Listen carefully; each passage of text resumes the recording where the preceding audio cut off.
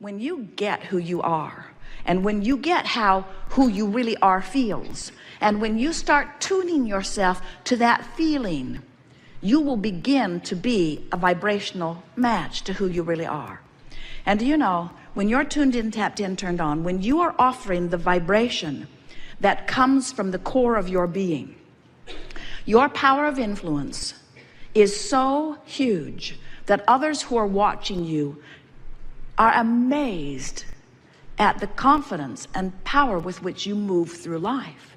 When you are a vibrational match to who you are, law of attraction brings to you, surrounds you with, lines up for you a steady stream of powerful, joyful opportunities and openings that just lead you segment by segment toward an ever-evolving, always unfolding, joyful life experience. It's not about knowing what you don't want so you know what you do want, and then you have to figure out how to get over there to what you do want. We're not talking about the handful or dozen or hundreds or even the thousands of things that you are wanting, and this workshop is not about getting you to those things.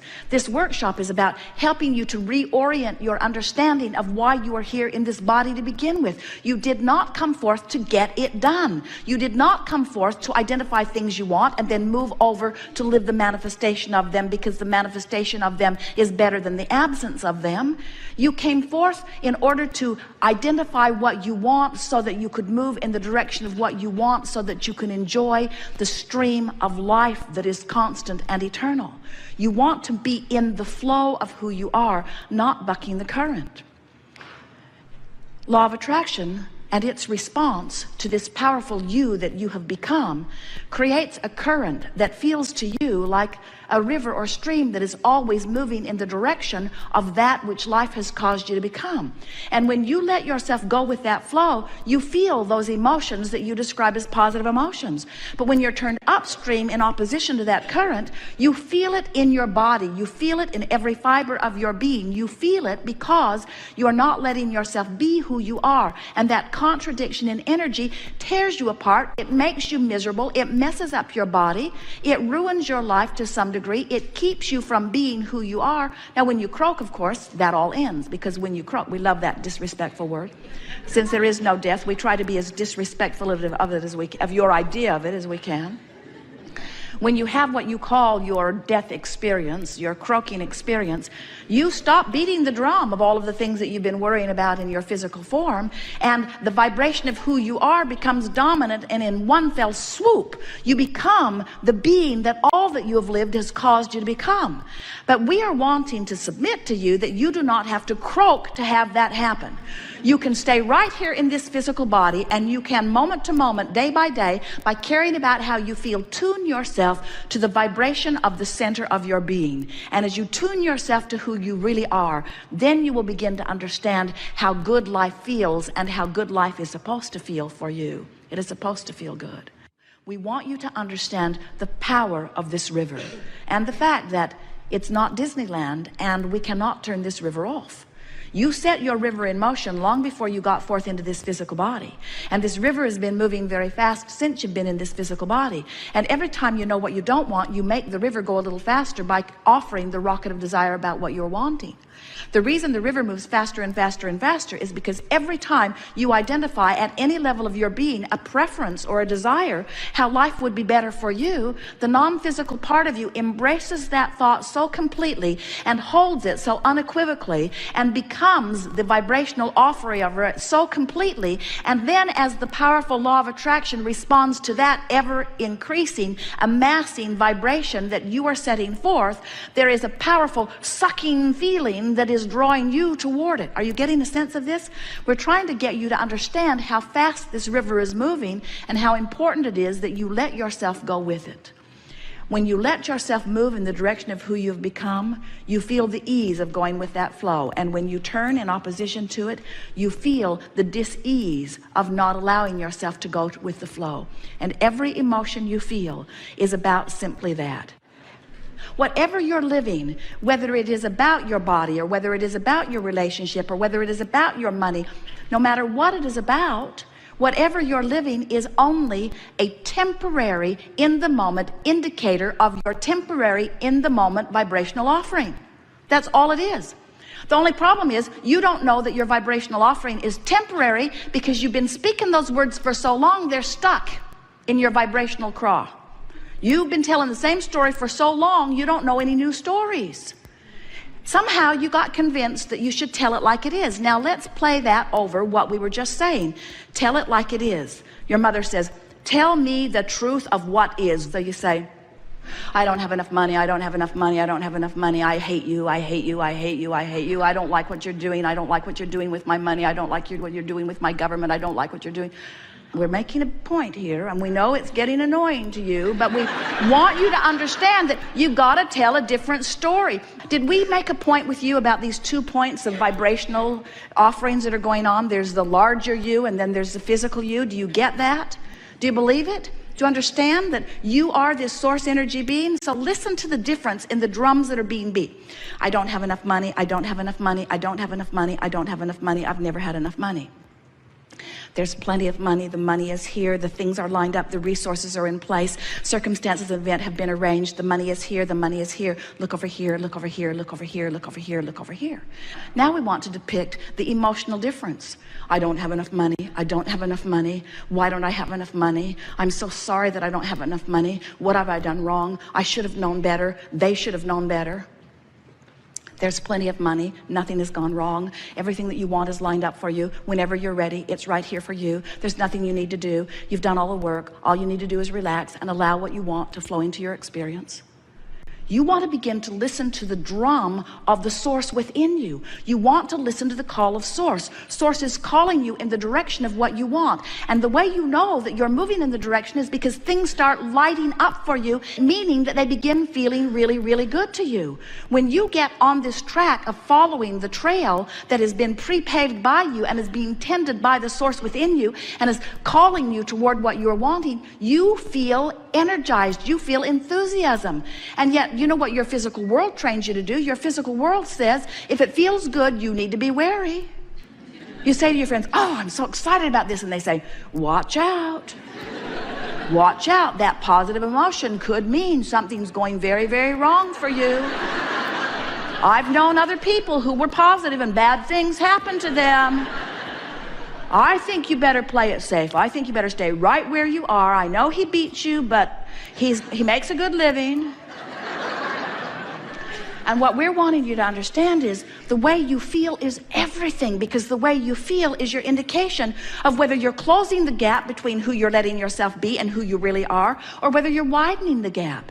And you're going to get so that you can feel statement by statement, whether it's downstream or upstream, downstream or upstream. The downstream statement always feels like relief. It doesn't always feel like sunshine, lollipop, and roses. It doesn't always feel like the best feeling thing that you've ever felt, but the downstream thought from where you stand always feels better than the upstream thought. You can always tell the difference between something that feels a little worse and a little better, a little worse and a little better. So often a gathering like this leaves you with the impression that you need to get over here into these good feeling emotions, and you have been so sick to your stomach of positive people for so long, the idea of being one of them is abhorrent to most of you.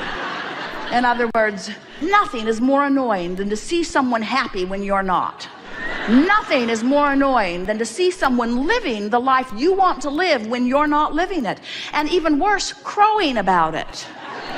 Oh, let me tell you how good my life is. Let's not go there, you say. What we want you to realize is we don't want you to compare yourself with anybody else. We just want you to have an awareness, a comparative awareness of whether this thought that you're thinking right now is upstream or downstream. And you know why? Because this thought that you're thinking right now is your point of attraction. This is the thought that you're thinking right now that your life is becoming the indicator of. But there's this one little thing that we need to tell you. You probably already know it. There's a buffer of time between you offering a vibration and it manifesting. More than 99% of every creation is completed by you vibrationally before the evidence begins to show. So you can be turned in the downstream direction for a while before you begin to see the evidence of it. And that's what makes you not know. You want instant manifestation. Can you imagine Jerry and Esther on the river with their guide, telling him, oh, we like instant manifestation, so we don't want to take all the time to ride down the river. Put our boat back on the bus. Let's drive down the canyon, be a lot faster. Put it in a few hundred yards from where we're going to take it out. We'll just be done with this. And he would say, I thought you wanted to ride on the river. And that's what we want you to understand. You want this ride on the river. You want to discern contrast. Oh, you think that if you had the choice, and you did, but you think that if you'd had the choice from this physical experience, and good thing you didn't, you'd think that if you had the choice, and you did, that if you came forth into this physical experience, that your nest would be so feathered that it would be full of all of the things you want, and there would be nothing in your environment that would even get your attention a little bit that would make you feel bad. Many of you as parents try to do that for your children, and you deprive them temporarily of the contrast that they came to live. You said, I'll go forth into the contrast, and from it I will be able to discern what I prefer, and that will be a wonderful thing, because when I know what I prefer, I'll hold it in my vibrational countenance, and then the law of attraction will bring it to me, and then I'll have a new platform from which to prefer, and I'll hold it in my vibrational countenance, and law of attraction will bring it to me. So from this buffet of life, I will extract from it the things that I most prefer, and out of it I will carve out the perfect life for me from my personal perspective. But instead, you got here, and there were so many other dysfunctional people around you who had already lost sight of their own guidance system, who said to you, most of you, I am a very conditional lover and liver of life, which means good conditions make me feel good, but bad conditions make me feel bad. So these are the rules for the good conditions that I need to extract from you. And since you're in my life, I'll be looking at you quite a lot. Since I am your employer, or since I am your mother, or since I am your father, or since I am your teacher, I have been assigned the task of looking at you. And when I look at you, I want to feel good, which means you need to perform in ways that make me feel good. I don't want you to be selfish.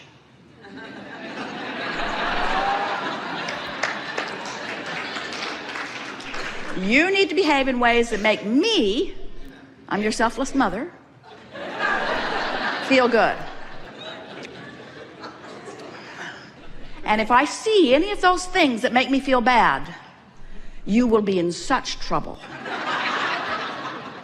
Which was all right if there could only have been one of them and they were always in agreement with themselves, but they are so fickle, and there are so many of them, and they want different things from you, and you just can't stand on your head in enough different ways to make them happy. And pretty soon you figure out that no matter how hard you try, you can't make them happy. And we are wanting to say to you that none of you came forth with the intention of listening to anyone outside of you. Every one of you knew that life would cause you to expand, and that that expanded being would call you, and when you go in the direction of that expansion, that you would feel good. And you planned on leaving everybody else out of the equation. You really did. You did not plan on guiding your life by that which other people are saying. First of all, they don't have very much of an attention span. Have you noticed? How long did your lover really give you his undivided attention? No one dares say. Not that long. Not that long. How long did your mother give you her undivided attention? Not very long. Nobody can do it, because nobody is born to be the keeper of you. They are all born to be the creator of their own experience. And we think that the greatest hypocrisy, the thing that has caused you the most trouble, is that they tell you that you are important to them, but the bottom line is how they feel is what's most important to them. So they keep trying to guide you and your behavior by what makes them feel good. And then, oh, you get so full of resentment, because you know what would make your life really wonderful right away is if you could just accept that everybody is in this life for themselves. And that's not a bad thing, because what that's really saying is everybody is source energy, and everybody came forth in order to give birth to new rockets of desire, and everyone has a source within them that is guiding them toward their best interest. So imagine what a wonderful world that is if everyone has their own personal guidance system, and it is source, and everyone is being called toward the improved life experience, and everyone, or even most of them, or even some of them, are hearing the call and moving toward it. Can you imagine how magnificent this world would become?